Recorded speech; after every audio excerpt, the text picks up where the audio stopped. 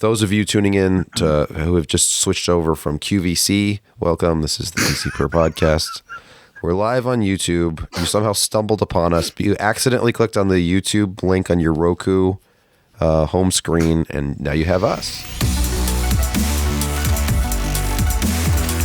Hello, everyone, and welcome back to the PC Perspective podcast. This is episode 752. It's being recorded on December 13, 2023. I'm Sebastian Peak. I'm Jeremy Hellstrom. I'm Josh Wallerith. I'm Brett Van Smernberg.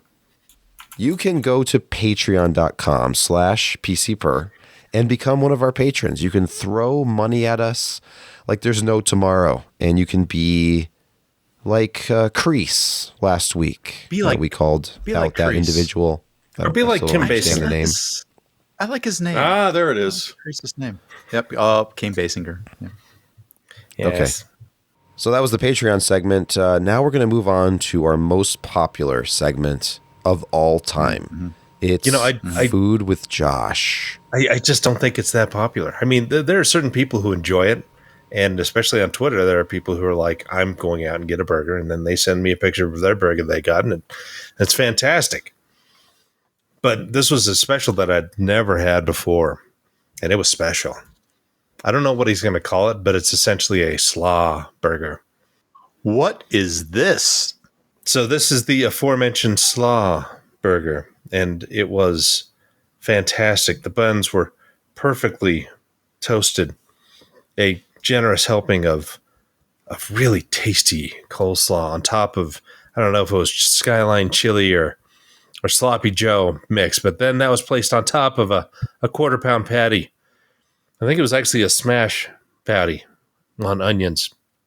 And on top of it is a Carolina mustard barbecue sauce, from what I gathered. And it just worked. It was fantastic. It's probably one of the tastiest burgers I've had. And all of that extra slaw really gave it a great mouthfeel. And I need all the fiber that I can get these days. So this was a really unhealthy, healthy burger. And you should make the trip and get this because it's fantastic. And you don't acquire this svelte figure on greens alone. Yes, that's the something like that. Second unironic use of the word svelte this podcast. Thank you. I see. Okay, well, anyway, that's the burger, and you should try it. Coleslaw is the best. In this week's first news story, we go to Tech Power Up, who is actually citing Tom's Hardware here. Threadripper overclocking blows a hidden fuse. AMD confirms. But they also say that your warranty is not voided by this. Now, there were some pictures circulating around. So do they send you a bag of fuses like you're getting, and you have to do it yourself? It says it's hidden. I think it's under the heat spreader. It makes it challenging. There was a picture circulating around of this BIOS screen. It says, caution, AMD processors disclaimer. Overclocking mode will now be permanently enabled for this processor and effectively voiding warranty as previously stated. You have to accept or decline. Effectively voiding the warranty. Accept is Y and decline is N. Wait, are you declining your warranty with N, or are you accepting that you're going to proceed with caution and not decline your warranty? Things are unclear, and I'm going to blow my fuse over it. Well, AMD has made it less unclear because AMD representatives released this statement, quote, Threadripper 7000 series processors do contain a fuse that is blown when overclocking is enabled. To be clear, blowing this fuse does not void your warranty. Statements that enabling an overclocking overvolting feature will void the processor warranty are not correct. Per AMD's standard terms of sale, the warranty excludes any damage that results from overclocking overvolting the processor. However, other unrelated issues could still qualify for warranty repair / replacement, end quote. Is blowing a fuse damage? It seems like it would be. A circular argument here. Okay. PR spin. Yeah. Like literally spinning all the way around. Definite reputation control. Yeah. Why are you buying a Threadripper and overclocking it, though, is what I want to know. This is a question.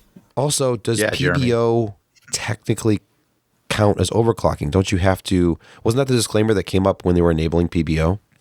Yes. Way back.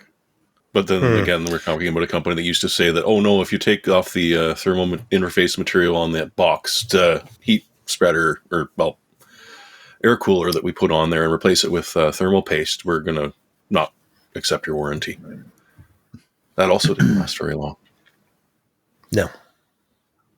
This is a not so thinly veiled way of just voiding your warranty. I can sort of read between the lines here. It just seems that way.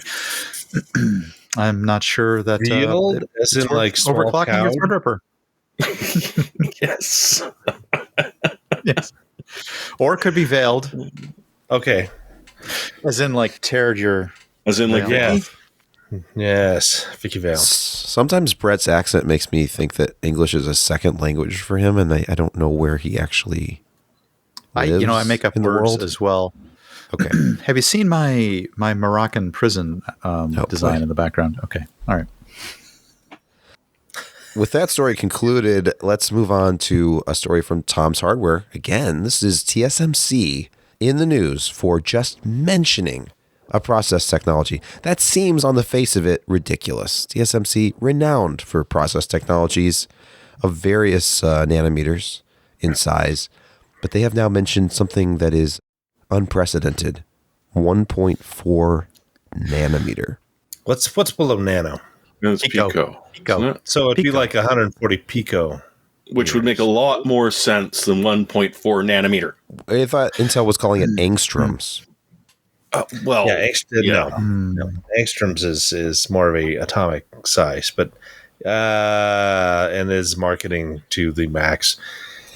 No, this is the first I've heard of this today, but I've been head down in Azure crap at regular work. So that's a lot of fun. But that, it kind of fits their marketing jumps of calling these parts, 2 nanometer, 3 nanometer, 4 nanometer. Now instead of going to 1, it's 1.4, which, that rolls off the tongue better than 1. Yeah. So it's tiny, it's small, and it's not going to be available until 2027, 2028. I've heard rumors of 2 nanometers having issues, but that's not exactly a shock because it's not even 2024, and that's going to be a 2025, 2026 part.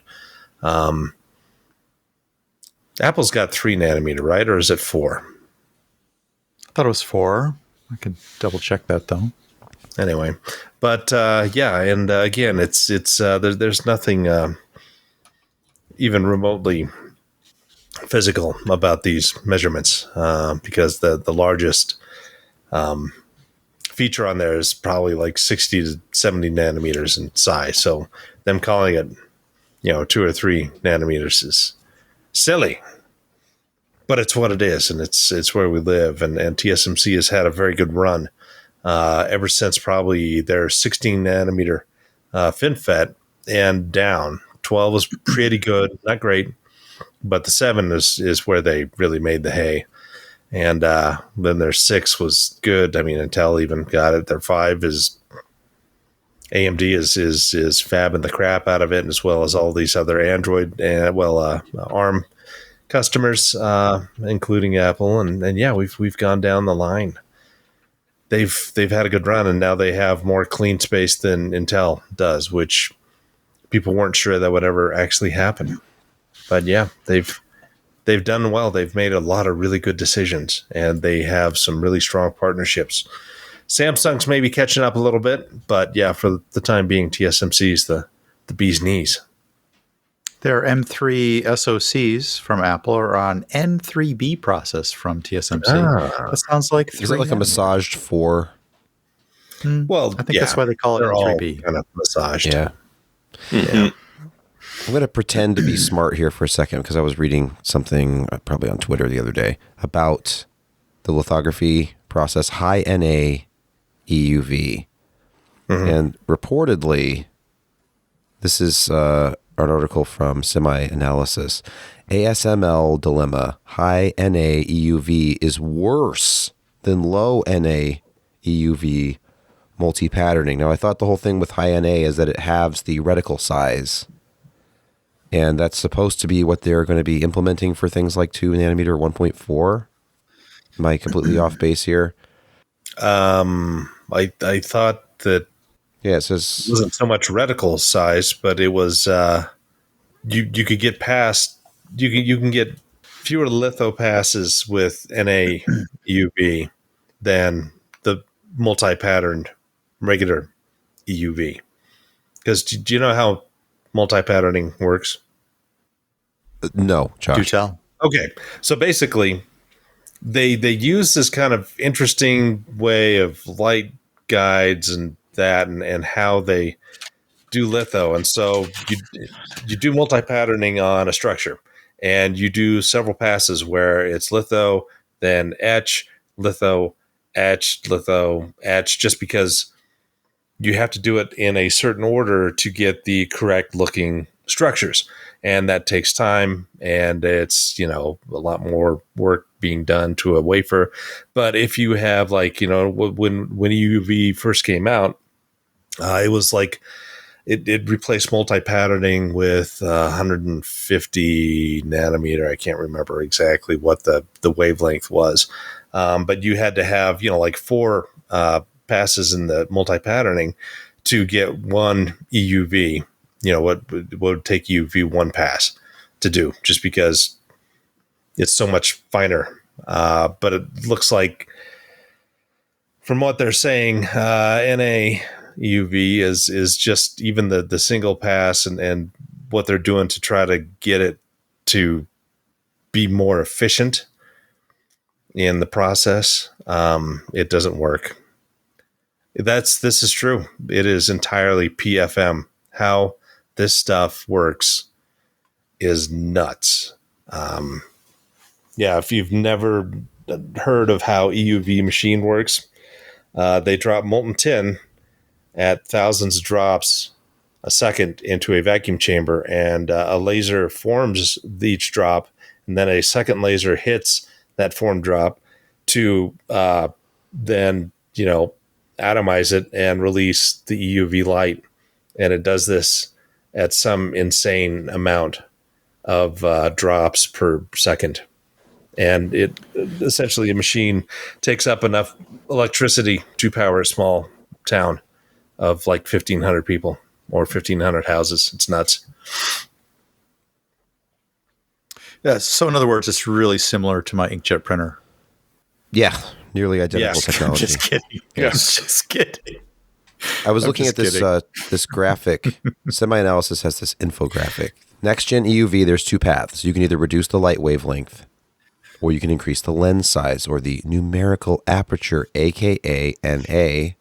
Now, it seems like reducing the light wavelength makes more sense, because if you have a bigger lens, then you have to have bigger photomasks, optics layouts, which don't support the larger lenses. You have to increase the mask size, it makes it harder to create defect-free blanks, it says here. You have to redesign all EUV mask infrastructure for the fab. Why wouldn't you just have a reduced light wavelength? I guess you just don't have the technology yet. They'd have to Because it's harder to do that. Yeah. I mean, it took them 20 years to do EUV. And that's an eternity in the semiconductor field. In fact, it was probably more than that. But Intel back in 2001, 2002, they... What? Say that again? If you keep going smaller, don't you end up essentially being an X-ray and no longer being EUV? And that's this is a problem. That is what there has been research into X-ray lithography, but of course the problems is it's ionizing radiation. I mean, the masks and the wafers are not going to be radioactive afterwards, but the how you're emittance creating is the X-rays during could very well be. Yeah. We've been toasty, it's, yes, but once you hit those wavelengths, it's easy to understand why. Yeah. and interesting materials that they can deposit on there that will react at those wavelengths. That's very, very fascinating. Some of which just disappear or annihilated, leaving empty space. It's amazing. Or we actually will release or get to a point where we're shooting stuff at there. Well, we don't know where the matter comes from. It just appears. And that never ends poorly. Yeah, that never ends badly. I read some sci-fi that's like that. 400 light years away just suddenly collapses after we've made 1 billion chips using this revolutionary new. Exactly. Yep. And those other dimensional beings are pissed. They are pissed. In our next news story, this is a little bit more practical, a little bit more mainstream. You can actually reach out and touch these things. They're external SSDs. In the quest for ever faster external storage, we've talked about on this very podcast the existence of something known as USB Gen 3.2 by 2. So you have, instead of 10 gigabit per second, you have 20, theoretically. And of course, very few devices support 2 by 2. We just recently started getting devices with 3.2.2 or 3.2 by 2. Jeremy, you recently purchased. Yeah, that's confusing.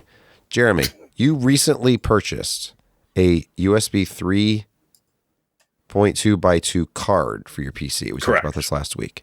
So you can buy expansion cards for about $30, add them to your PC, have this technology. But what is the point when USB 4 is here? ADATA, OWC, Brett is probably very excited, and Stardom roll out USB 4 SSDs and enclosures for faster external storage. Now, USB 4's speeds, they start where USB 3.2 by 2 ends. It can be very, very fast. What is it? Look 40? At that heat dissipation. Yeah, Brett, it's all heat sink. This thing's yours for only $6,000 from OWC. You know, OWC, in their great wisdom, makes peripherals in this way that are compatible with other computers as well. And by other computers, I mean PCs running Windows. But generally, it's a Mac shop. So that's the joke here. So let's see. Now, Stardom's here. Stardom. These are something in the neighborhood of 3,000 megabytes per second, it looks like. I kind of like that latch lock design. That's nice. Yeah, that is nice. Just pop her off. Can I just get the enclosure? No, maybe in the future. Find a PCIe 4.0 SSD for a lot cheaper than they're going to sell it to me. We've reached the point with external where we're going to get basically the full benefit of a Gen 3 by 4 SSD, it seems, at some point for external storage. Because even if you have a by 2, by some odd coincidence, those top out at like 1,800, 1,900 megabytes per second and very unrealistic sequential workloads. And you try and tell kids these days about IDE and PIE mode, and they think you're lying. No, pulled IO. In order to top out some of these external peripherals, though, you're going to need to be aware of which port you're using, especially on a laptop, whether or not that port has shared IO with ports next to it, perhaps, or with another device internally. And you're going to have to kind of understand some of the architecture if you want to seek out the best, highest possible speeds. I know that's sort of weird, but we're getting into edge territory here with some of these speeds. And the way that the I/O chips are sharing I/O. Thankfully, the USB-IF has made this extremely simple. It's totally painless. It's very obvious which Type-C port is which. All you have to do is stare at the side of your laptop, look for some extremely faint silk screening. Which may or may not still be there. There's a symbol that looks like a lightning flash, and I guess that means Thunderbolt, but it doesn't always mean it's also USB 4. Right. Well, no, but it might be USB 4, but not Thunderbolt. Yeah. Are we struggling with the USB naming and shaping convention problems again here? We're struggling with USB-IF. Okay. Because as someone in the comment said, I'm surprised that they didn't brand it USB 3.2 by 240 gigabit super speed Ultra PD Plus. And I am honestly shocked that's not where they went. But wait, is that with the high power delivery or without the high power delivery? That's the plus. Otherwise it'd be a PD. Yeah. Okay. Sebastian, You know that depends on which cord you're using. Duh. I mean, come There on. has to be logic in the plug to tell And then there's that. the Exactly. port if it's High capable power of high delivery. speed. You can have high power delivery without data. So there. Yeah, Okay. Apple does The it all the USB-C time. monitor will provide 90 watts, but apparently Brett, not your a 20 Apple watt USB-C They cable ship that operates at USB 2.0 data speeds, but provides high current fast charging for your Yes. Apple All right. device. Let's be fair. They shipped that with a power supply. No, they didn't. Did they? I thought the cable was You separate. bought Do you guys remember, like in 2008, 2009, 2010, the motherboard manufacturers, you had to download a specific type of software program that would then change how Windows handled USB storage. Oh, God, you're right, aren't you? Yeah, the UASP stuff. Yeah, something like that. Yeah. US. We don't have to do that anymore. I'd happily See, suppress storage that. on Windows USB, now. Yeah. it's always been problematic. So, And nothing remember, new you under had the sun. to get that special as media driver to even Yep. enable the USB 3.1 port on your motherboard. Okay, It was let's updated move back to news. Via videocards.com, E3, the gaming event last held in 2019, I was going to say, it's been a while, guys. is no more. Well, they did a virtual one in there like, was what, this. 2021? Let's just blame this on COVID, shall we? Can we do that? No, Oh. because it happened I before have- that. I have a theory about this, and Tell us. it's called momentum, Brett. It's when you have an event it's long in the tooth. It doesn't really make sense anymore because companies like Nintendo, they hold their own Nintendo Direct events and things. It goes on its own momentum. Once you cancel it, it frees everybody up, and they start to think about a life without E3. Like, you know what? It was actually okay this year. I was okay with having one-on-one meetings with various companies. And I was able to focus on Interesting. myself, and I didn't have to spend as much money, and it actually was more effective at pushing my product out than E3 was. Think of all the Wait a media- You sound like second. You sound like an ex-girlfriend right now. That's what you sound like, honestly. So here's E3's tweet. At E3, that handle will soon be available. After more than 2 decades of E3, each one bigger than the last, the time has come to say goodbye. Thanks for the memories. Anyway, where were we? That was It's AMD's. not a blower cooler anymore, though. No, that's right. It's lateral. I should have put that in the list. Oh my Blower gosh, we coolers are missed out on this Okay, one. hold on. This go. is great. This is great. Let's pull this up. Sorry I mentioned it, but it is terribly hilarious. Oh, I love it though, Jeremy. This is good. This is good. Way to the relabel it. RTX 4070 Turbo graphics card with lateral flow cooler. Also would've known thought? as, Yeah. drum roll please, Yes, The Viatech blower. Power Up. Scroll down. Okay, when you hear Behold. 4070, you're thinking probably a massive 3-slot card with 18 fans. But no, Oh gosh, yes. this is a what? simple blower-style card, but we're not calling it Lateral blower cooler. anymore. Because that's a negative is- connotation. Like they're loud and they're older technology.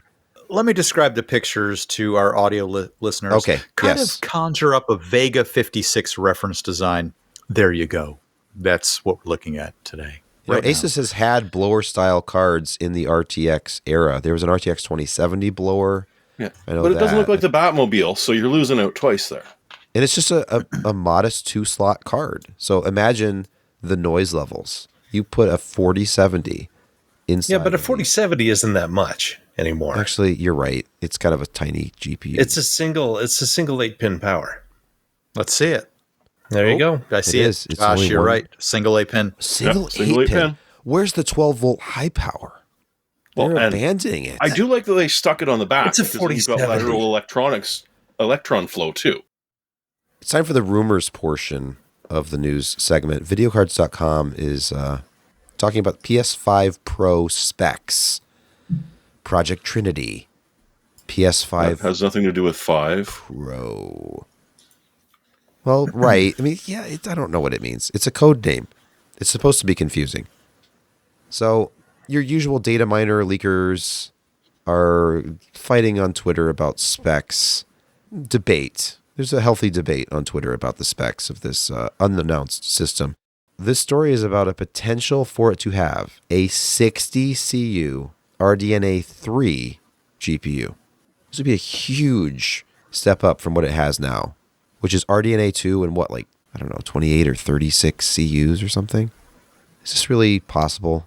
I don't know. This seems expensive for a small upgrade. A PS6, yeah, but re-release, yeah. I don't know. Well, the PS5 was a 7 nanometer part, wasn't it? Yeah, it's RDNA 2 stuff. Yeah, in there, so it's going down a couple of notches and packing into much more transistors, and probably doing it around the same price as the initial, PS5.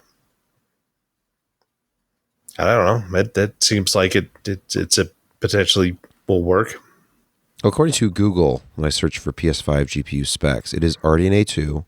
It's 36 CUs. To go to 60 CUs of RDNA 3 would be very, very big. Huge. It'd almost be a PlayStation 6. Yeah. I'm not sure that the installed base will ever be large enough for games to take advantage of that. What are you talking about? The PS4 Pro or PS5 Pro? Sorry. If the price is right, the PS5 is finally in general availability status now. You can go into a Target or a Best Buy, generally speaking, and buy a PS5. If they only sold the Pro, after a period of time, yes. When the PS5 becomes the $299 cheaper option, and then the $499 option is the Pro. The Pro is going to sell. Though Xbox Series X, apparently, I saw this earlier, is now selling for $399. Is that an official price cut or just a holiday thing to move stock? It's an opportunity for game developers to sell Pro versions for $20 more. Maybe that'll happen. It's just funny that we get these PS5 rumors about having this amazingly powerful GPU compared to the current one, and then the Xbox drops $100.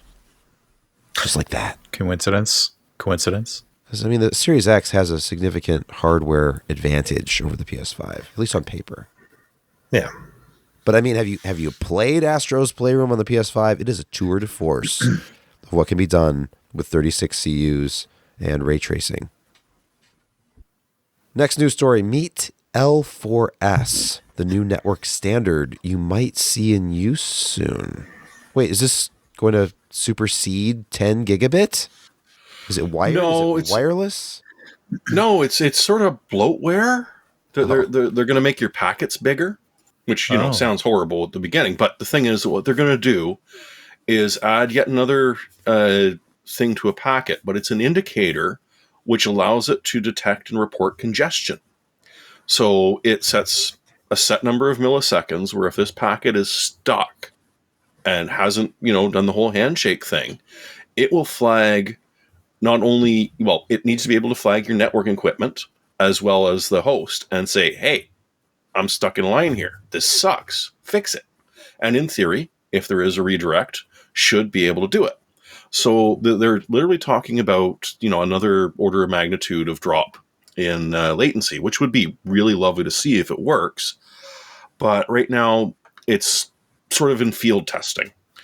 But it's field testing with Apple, NVIDIA. Valve is getting into it as well. So you've got some really big names that are interested in this, which makes it sound like it's going to work.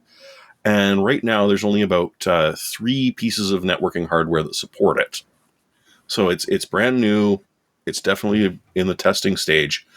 But as you'll see, and for our audio listeners, RFC International, January 2023. This was fully and completely committed and is now a standard as of the beginning of the year. So there hasn't been much change as far as the actual hardware support goes. But if we're reducing buffering down to single-digit milliseconds, that would be kind of nice so that your unskippable 4-second ad can get there even quicker. But at least it's over with quicker, too. Well, pending the forced delay, depending on whether you're using an ad blocker and what browser you're using. And or Firefox. It's complicated. Which could be another interesting thing because it will all of a sudden make it very blatant that, yes, not only was this delayed, but when we flagged it as delayed, you completely and totally ignored it. Whereas the other guy just got to jump into a whole separate queue. Finally, in news, Ars Technica is reporting Google's fiber 20 gig service is coming to these cities for $250 a month. 20 gig plus Wi-Fi 7. Speaking of not waiting through the pause when you're trying to watch a video, do you think 20 gigabit will be enough? I think it might be enough. Unfortunately, it will only be available through Google at $250 a month, which sounds like a lot of money. But when you sort of divide it for that speed, no. Well, if you divide it out, people paying $100 a month for gigabit symmetrical. Exactly. That was going to be my point here. Is I have a new place that I was going to go. I'm moving into soon, where I just had Comcast Xfinity installed, and I bought one of their top of the line feeds, which was 1.2 plus gigabit per month, and it was right around $200 with a 125 channel package, admittedly, that goes along with it. All software. I'm not getting a box, but the point is that you still end up paying a significant amount of money for that speed. You can't buy it from a lot of the cable vendors because they force you essentially to buy a channel package with that. And that's a lot of what's out there. That's what a lot of lines are to residential houses. The lucky people for Google's fiber here will be in a few select cities initially, in like Kansas City and North Carolina, the Triangle area, and of all places, Iowa, which I found sort of interesting out in the Midwest. They're going to be able to order up 20 gigabit speeds and get a Wi-Fi 7 box for only the actually very reasonably priced $250 per month using the what they call like the Quillian fiber basic platform, which has built on some sort of Nokia encoding to get more, as we were just talking about, more frequencies, more feeds onto a standard fiber optic cable using a 25G PON, passive optical networking encoding mechanism that allows them to really, really jam a lot of bandwidth down a single line. Well, the next generation is called? I can't wait. PON far. I was going to say PON far. PON Z. Oh, how very Star Trek of you. Oh, anyway. Once PON far hits, you have to see it through to the end. You do. My lead-in question to this series is when is 20 gigabit per second internet evil? When it's delivered by Google? Look, this is the same thing Google did when they had Google Fiber to begin with. It was this experimental thing, and it was like crazy. This is Google Fiber. Well, I know, but original Google Fiber. When fiber internet itself was a novel new thing. Okay. They were trying different things, like etching out like little channels in public streets and putting their fiber down at the surface level of the street. And of course, barely when the street cracked because of weather changes, because they're in the Midwest or something, the fiber rained. broke and you'd have interruptions in service. So things like that didn't make a lot of sense. I remember in those days dreaming of getting fiber, and then one day it was just everywhere. It's just fiber up in the telephone poles, and they would bring a single strand into my house when I get gigabit fiber. So for 20 gigabit, I'm thinking this is probably multi-strand. I thought the higher back end was like multi-strand. I'm not sure about that. How are you going to do it? I mean, and light you know only what? Travels so fast. They're calling it out as symmetric too, which is impressive. So, well, it should be good on them if they can deliver symmetrical. Mm-hmm. Unless those photons start, colliding in the fiber optics. That's why they need two strands. But I see what you're saying. Two individually sheathed strands. It's probably half duplex. It's probably half duplex single fiber. Every time the wind blows a little too hard, I worry that my fiber is going to snap in half. Because the technician showed me, it's like, it's just a single strand.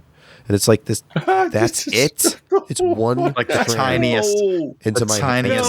Line. Just dangling from the telephone pole to the corner of my house, and there's a rubber over it, but it's the skinniest little thing. I'm worried every time my son throws a football in the front yard. Could kill your internet. Mir says it's full duplex, so let's Let's That's got to be two. find someone who gets the find someone who gets Google Fiber delivered at these ginormous speeds Just and ask just them about cut the cord open and show us how many strands are in there. It's fine. it. Yeah, right. It's time for Insecurity Corner. And first we have a reminder to check your DHCP setting on your Microsoft Active Directories. Yeah, Why? you know, the ones that you run internally on your servers that you definitely don't want people to get access to, and of which apparently 40% of you out there have left on the default settings out of the box because, it's server 2003. You just click straight through agree, and if everything works, you don't worry about it. So Akamai has recently discovered a flaw that should have been discovered a long time ago. And apparently Microsoft probably knew about it because they just sort of said, yeah, that's a thing. You probably shouldn't be running it default settings.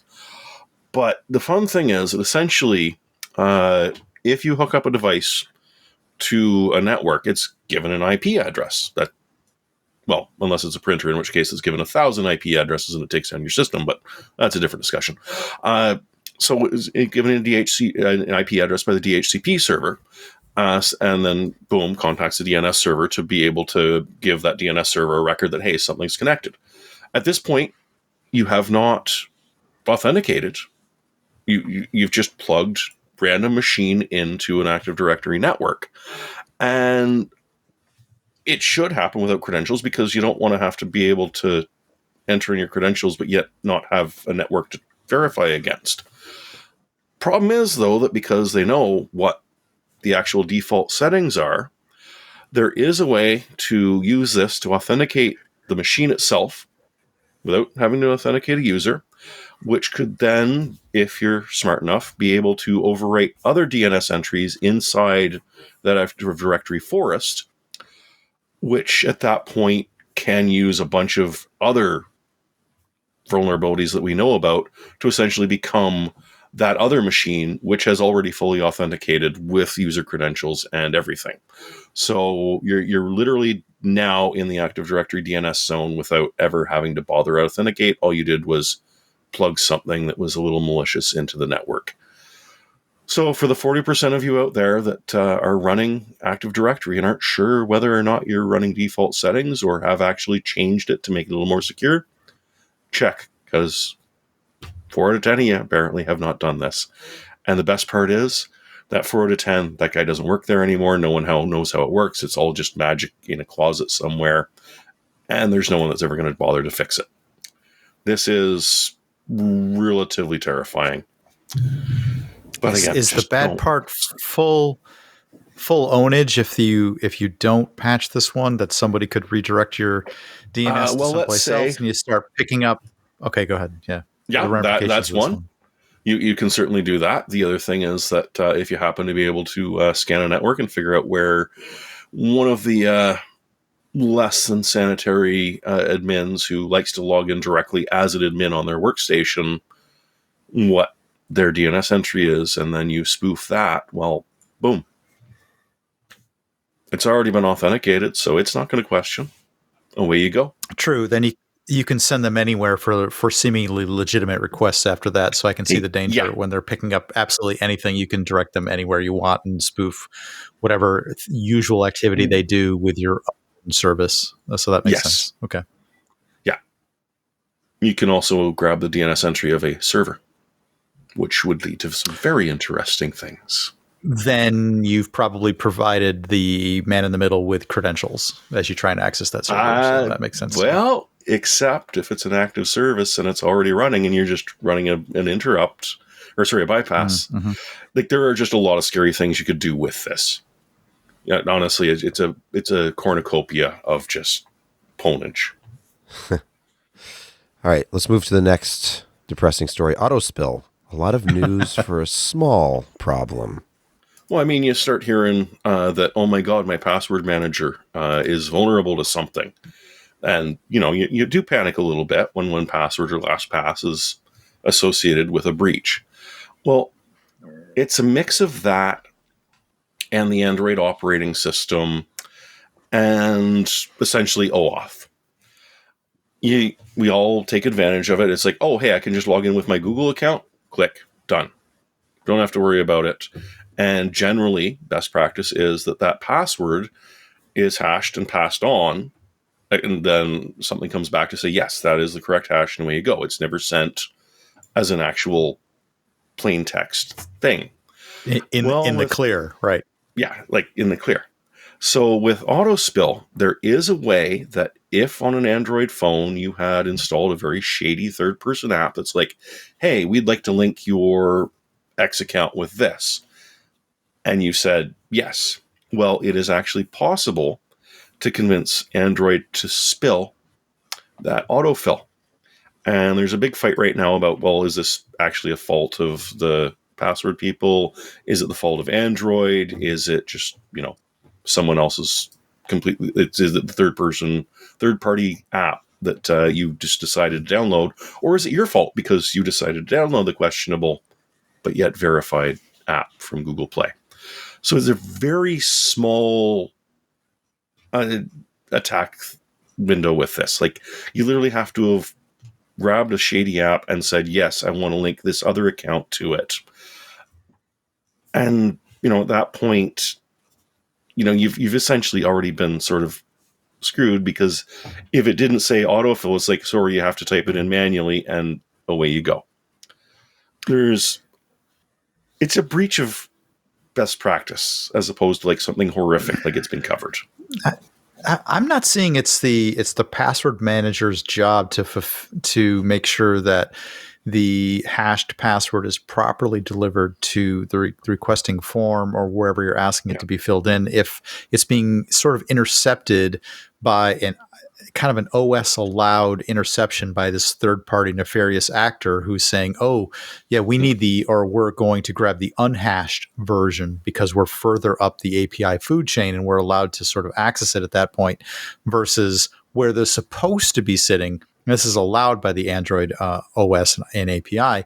They're allowed to sort of intercept that. I'm not seeing it's the password manager's issue here, because they're just doing what they're supposed to be doing.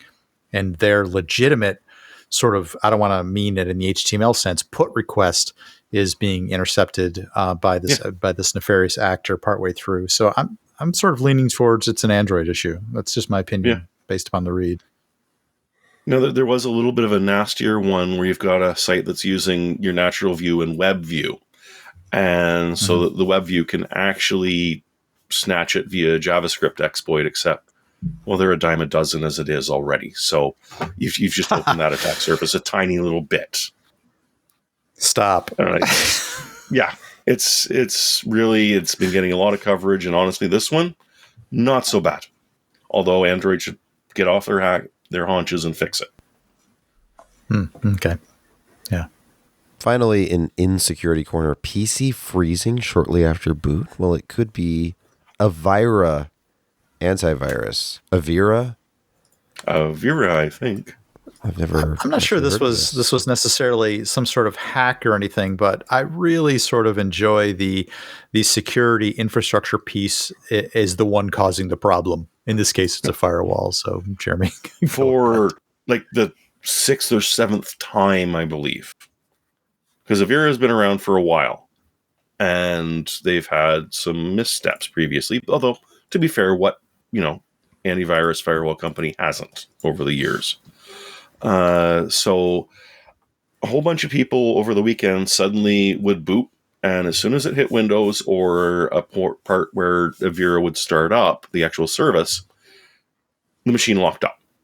Hard lock. The only thing you could do was manually reboot it, at which point it would lock up again. You went into safe mode. Okay, fine. So a couple of enterprising people decided, all right, let's start disabling services. Disabling services say, oh, when I disable a Avira firewall, all of a sudden I'm fine. There's not a problem whatsoever. And it became pretty obvious that, there is something with the firewall that was literally completely just locking up computers completely. Avira figured it out by Sunday and pushed out a patch, assuming your machine was up long enough to get the patch, which apparently in some cases it was. It's one of the first things it does. And if not, they are talking to any other customers and saying, here, there's a hotline on the story I linked to where you can phone them up and they will fix you. They will send you something you can apply in safe mode and be able to work. But it's always really annoying when it's the security software that's actually killing your machine. And all you need to do is, in that case, provide them with remote credentials to access your PC. It'll be no problem. Yeah. I don't know if that's it's true. Probably but fine. Yeah. It's like, I just need you to click accept here, and we'll run this script. If you just, Let's take total control of your system. I'm going to send you this Remote. small executable. Just run it, and it'll launch the. It's fine. You'll see a command line. Just my ignore mouse. that. Background. My mouse is you don't moving. need to worry about it. My mouse is moving. That's me. I've taken control of your system. Oh my gosh. I'm going to help you. Oh. All right. Thank you. Just Oh my stay gosh. calm. Stay calm. Let's see. Thank you so much. Stay calm. Now we're going to go in, and we're going to your to banking account. Okay. yeah, we're going to go in the command line here. It's going to look a little scary, but we're trained professionals. We know exactly what we're doing. It's time for gaming quick hits, and first, it's Doom's 30th.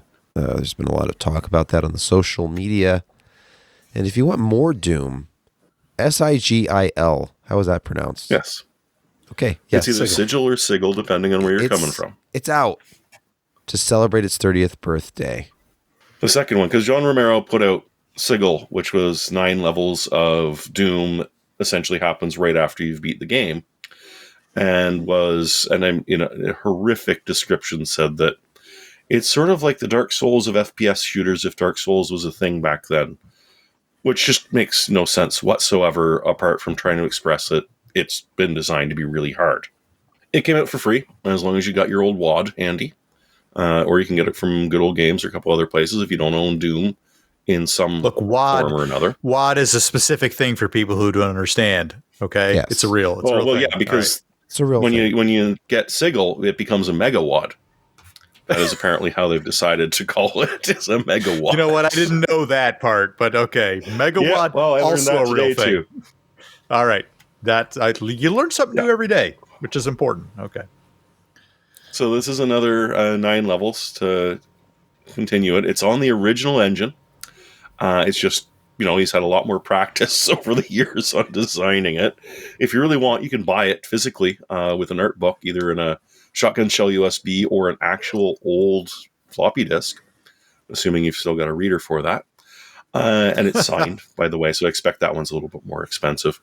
But yeah, if you've got Doom and you're kind of, I kind of want to go back to the plainer first-person shooters and give it a shot again, you can do it for free.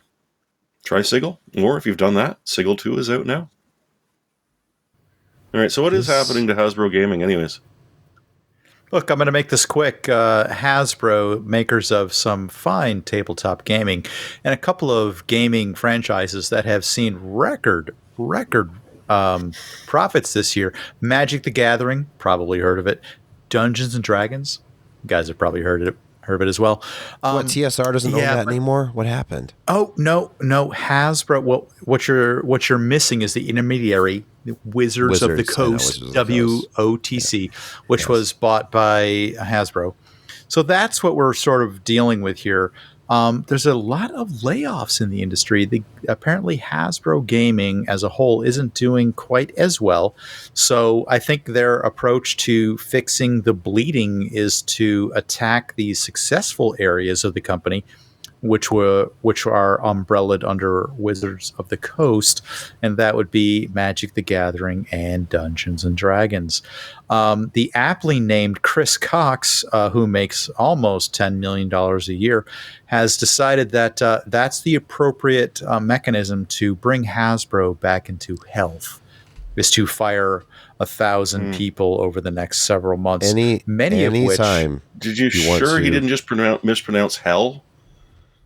It was like hell. I didn't. When you have managers sitting around discussing how to cut costs, the number one is always human resources. Cut labor, reduce headcount, control your controllables, as they used to say. They killed off the one that actually brought the whole online DM thing. Like the guy who incepted the whole being an online DM, and here's the platform we're going to provide from Wizards of the West Coast. Oh, and steal all of your scenario ideas, but that's secondary. This isn't just tabletop gaming. This leaks into online realms in many, many different ways, creative ways. There's been some issues with Wizards of the Coast regarding some legalese that occurred earlier in the year that people are still a little raw over.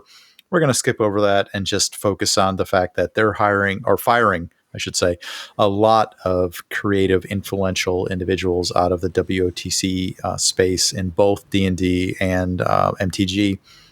So again, I'm not sure how cost-cutting your way through the most profitable parts of your business is going to help meet your goals on the bottom line, but that's what Chris Cox is doing right now. I should probably just end there.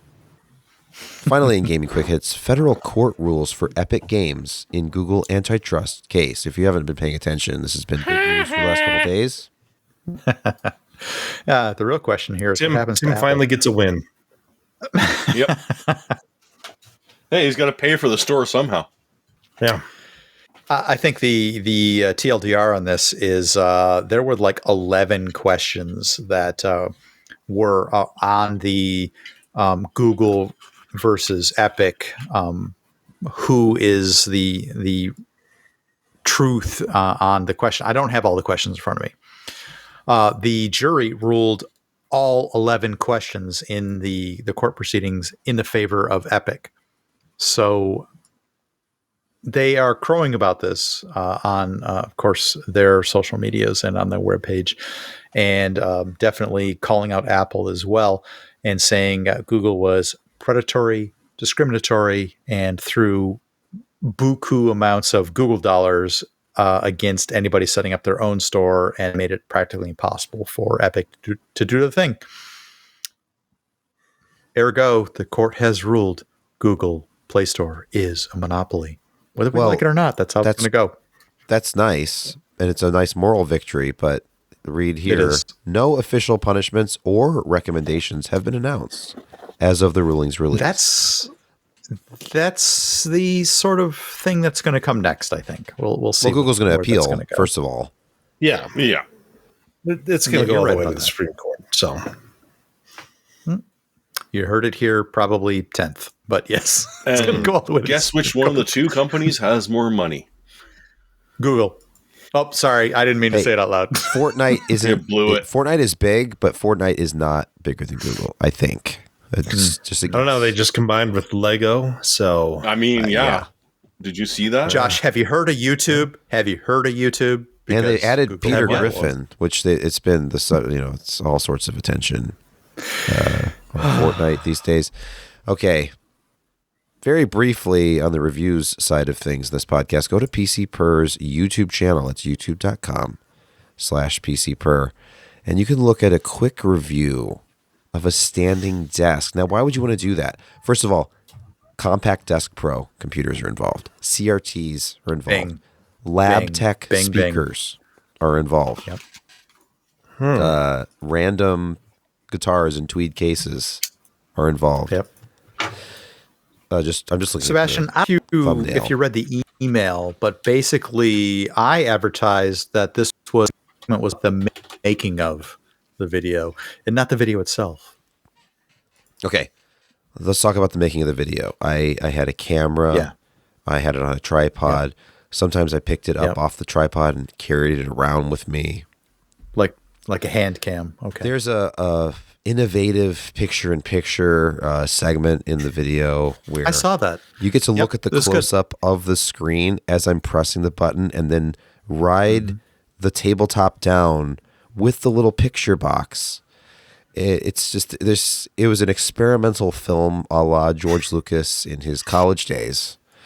And it goes up and down, and it has motors on both sides, so it's nice and even and smooth. It's very smooth. Yeah. And there's footage of it going up and down in the video. If I show the very beginning of the video here, you'll just see these Bandai action figures of Final Fantasy VII characters from 1997. Yes, they're originals. An artistic choice. I liked it. I'd watch it again. Okay. Oh, there's under desk footage in the. I literally laid on the floor with the camera just slowly. I liked that. I liked that part actually. The camera smell-o-vision? I rubbed my hand over the wood. Anyway, Yeah, let's move on from that. good review. nonsense. Good review. Yeah, thank you. John you, Waters Sebastian. would be proud. Go to He would, PCPer's yes. YouTube website, and yeah, Enjoy it. It's Yep. good. thank you. Thank you. Thank you. Thank you very Thank you very much. Thank you very much. Now it's time for picks of the week. Josh, please get us Picks of started. the week. If you hurry up and get this edited out, you can get these deals on the Loop Deck stream decks. They're some pretty significant price drops. I mean, the Loop Deck Live S went from $189 to $149. So you got 3 days to do this. All their stuff is, it's a big price drops. Good quality. Logitech bought them. Their software is improving by leaps and bounds. It's a good deal. And, if you're doing any kind of streaming or even if you're just playing games, they have, as we mentioned before, they have profiles that you load in their Loop Deck software. And suddenly you have like landing gears and icons and things like that for games that you play. It's awesome. It's handy. Instead of remembering key strokes and which, is that a G or an F that I'm pushing down? Gears and flap, totally different. I look over and I look at the icon on the Loop Deck and I just press it. So much easier.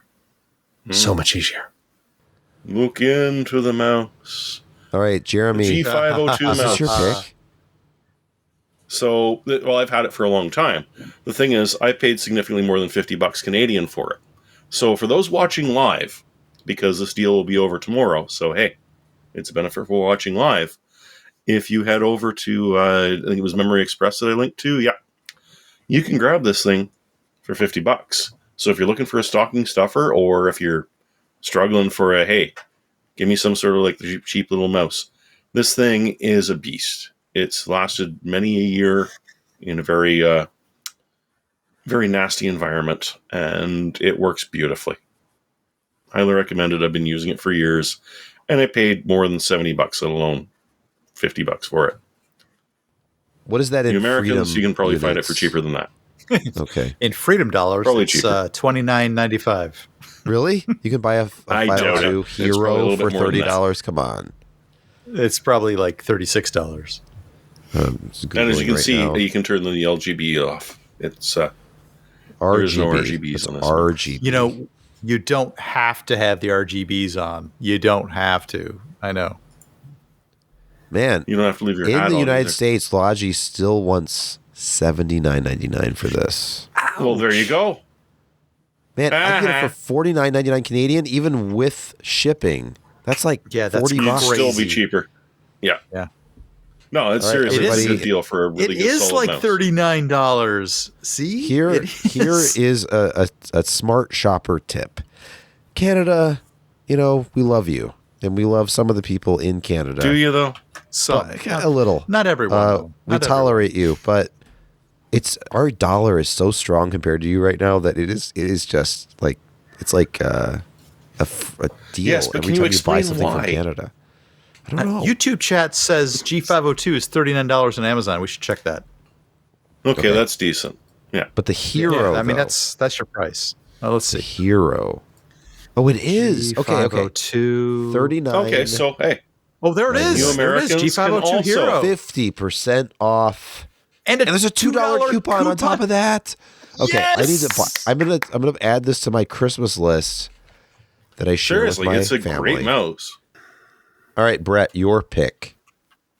There are a couple things going on with my pick today, and it harkens back to an earlier story regarding D&D, Oh, as here we well go. as the required GOG pick of the week. I don't know if everybody realizes this, but we're contractually required to have a GOG.com pick of the I week. thought it was No, always that's not Humble accurate. Bundle. Yeah, it's not actually true. This is a humble bundle pick. Well, there's always a Humble Bundle from you. True, it's GOG like- or Humble Bundle, one of the two. We've Okay. really got to strike up one of them anyway. But this is an alternative to D&D. Tired of paying the corporate boogerheads way too much money? Why not try this? An alternative to D&D. It's Pathfinder. You can go to Humble Bundle, and we'll wait for I've been waiting for these images to load. There we go. Okay. This has a lot of Pathfinder extra campaigns and modules and explainers and desk pads and things that goes with this. But it also has the second edition rule books and starters and beginners and stuff with it. So it's a great way to get into an alternative to D&D. If you're looking for that sort of thing. I've started up one game group that's playing with Pathfinder. It's been a lot of fun. And that will do it for this week's PC Perspective podcast. We want to thank you for listening, watching, hanging out with us. 202 people concurrently watching this as we speak here at youtube.com/PCPer. Tune in on Wednesday nights at 10 And tax p.m. advice Eastern. show. Yes. Yeah. Get unsolicited free. tax advice. Get marriage advice from me and Brett. And Josh. Yeah. Who was There's it only through one the answer. divorce thing first? That was Josh. You all did. Hey, look, Brett Nice move. was making Oh, I didn't. comments all night about who true. was that actress that you're into? I don't remember now. You know, who knows Robin Williams? It was the right Robin girl. Williams. No, Wait, did you is hear that it? a guy? Did you hear what I said? Robin Did you hear what I Williams? said? Robin Williams? I said Robin Williams. Robin Williams. No, it's Robin Robin confused about Williams. what's happening right now. Anyway, we're losing. Remember. We're rapidly losing viewers. We're down to 198. I So we gotta bet. wrap this up. Yeah. Okay. Okay. That's enough of that.